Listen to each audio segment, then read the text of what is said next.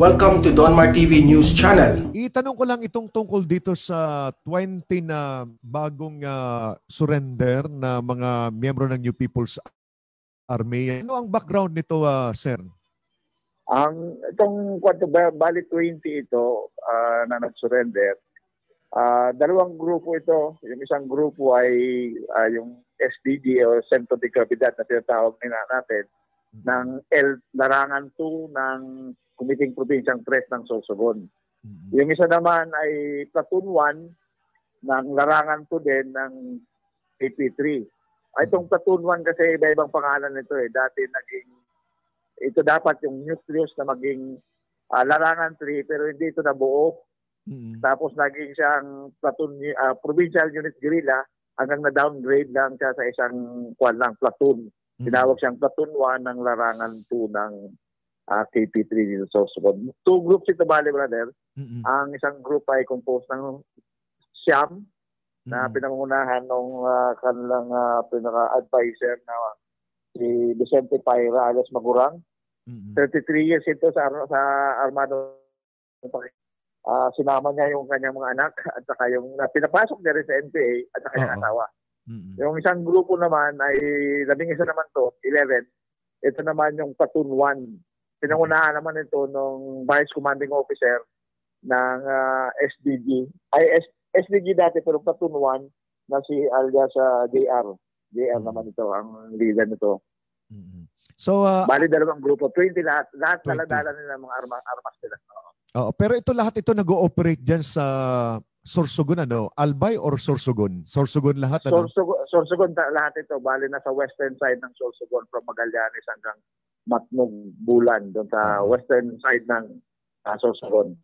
Ito, basahin ko lang dito yung nakuha ko na informasyon dito. Yung isa sa mga sinabi ng miyembro ng New People's Army, sinabi niya na hindi naman pala pinapatay at binabalatan ng buhay ang mga miyembro ng New People's Army kapag sumusuko. Masasabi sa amin ng aming mga leader dahil nakita ko ang dati namin mga kasamaan sa New People's Army na nagbalik loob sa pamalaan, na naging maayos naman ang kanilang buhay at masayang kapiling ang kanilang pamilya, namumuhay ng normal na walang iniisip na panganib, hindi kailangang gumising ng alanganing oras para lang maglipat ng base. Kaya ngayon, hindi po ako nagdalawang isip na magbalik loob sa ating pamalan. Ito yung isa sa mga sinabi, brother, ni Peter, yung ni Ka Peter. So, ibig sabihin niyan, yung mga New People's Army dyan sa Sorsogon ay talagang hindi sila makapag-permanente sa isang lugar kasi dito sa pagkakasabi niya ay hindi na namin kinakailangan pang gumising ng alanganing oras. Maaring yung gabi siguro na sinasabi nito na para ibang lugar. So, ibig sabihin talagang very focused yung inyong military operations dyan, sir, sa inyong lugar sa Sorsogon. Maaaring ito rin ang dahilan kung bakit sila ay napuwersahan din na balik loob sa ating pamalaan. Tama yan, brother. Bali, may dalawang batalyon kasi dito sa Sorsogon. Relentless ang operations nito since last year pa eh. So, kung maalala ko, last quarter ng last year, ay halos every week meron kami encounter. So, pagod na pagod talaga sila, yung mga NPA. At saka, may nagsabi rin sa akin, isa sa mga nandun, na dahil dun sa relentless operation, na halos isang beses na lang sila kumain sa isang araw. Tapos may nagsabi din sa akin doon, yung dahilan niya, isang tao na nagsabi sa akin, sir, pinakatakot ko talaga yung chopper. Nung may chopper na sir na pumutok, na nataranta na talaga kami sir, nagkaiwaiwalay na kami, hindi namin alam kung saan kami pupunta. Yun ang mga dahilan nila. Basically, tatlo, yung gutom at pagod at saka yung takot na rin. And marami na talaga nagsasabi, brother, na gusto nilang bumalik. Yun nga lang talaga yung propaganda at pananakot ng NPA na papatayin, papalatan ng buhay ng militar, itutorture at saka mga babae, i-rape. Hindi naman totoo yan. Kung yung maalala, last year, mayroon din around 66 nagsuko. Ngayon, di naman pinabayaan din ng ICLIP at saka ng provincial government at saka ng army. Ay hindi gaya nun na pag sumuko ka, okay ka na, bigyan ka ng konti, Tapos na ngayon hindi eh. Pag suko mo, bibigyan ka ng yung benefit ng e-clip. Pag may baril ka, minimum na 200,000. And then, skills training.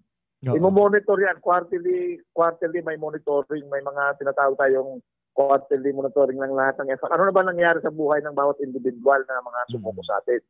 Ano lang kalagay sa buhay? Kaya maganda, brother, kaya nasabi niya na maganda yung mga dating sumuko, nakita nila na gumanda naman ang buhay. Hindi naman napabayaan ng gobyerno talaga. So importante pala, brother, yung mga nagsipagsuko ng miyembro ng New People's Army at yung mga nangyari sa kanila, dapat siguro ay pwede silang pakiusapan na magsalita sila para magbigay ng inspirasyon doon sa mga dating kasamahan nila at malaman na yung sinasabing e-clip ng NTF-ELCAC ay napaka-konkreto niyan, napaka-solid ang mga programang nakalaan dyan.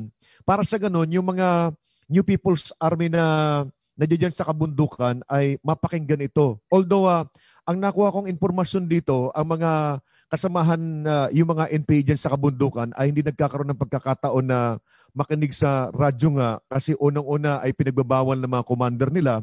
Pangalawa ay ang nakuha kong impormasyon dun sa mga former rebel ay yung lakad nga silang lakad, wala silang permanenteng lugar. Pagdating nila sa isang lugar, pagod na sila, kakain, magluluto at matutulog, and then the following day, ganun gagawin naman nila, maglalakad na naman sila. Kaya itong mga programang ito ng ating pamahalaan ay hindi nila napapakinggan. Pero kinakailangan ba na yung mga former rebel na nabigyan ng tulong talaga at ngayon naging maganda ng buhay nila? Kasi ito yung sinasabi ni Ka Peter na nakita niya yung mga dati niyang kasamahan na nagbalik loob sa pamahalaan ay nakita niya na naging maayos na ang kanilang buhay. Kaya ito ang nagbigay ng inspirasyon sa kanya na siya ay magbalik loob na rin at doon niya nga nakita na yung sinasabi ng mga commander nila na pinapatay at babalatan daw ng buhay, ito propaganda rito ng kabila para matakot na magbalik loob. So,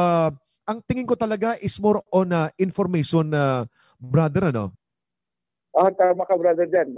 Malaking role ng mga former rebels para mag-reach out dun sa kanila. Mm-hmm.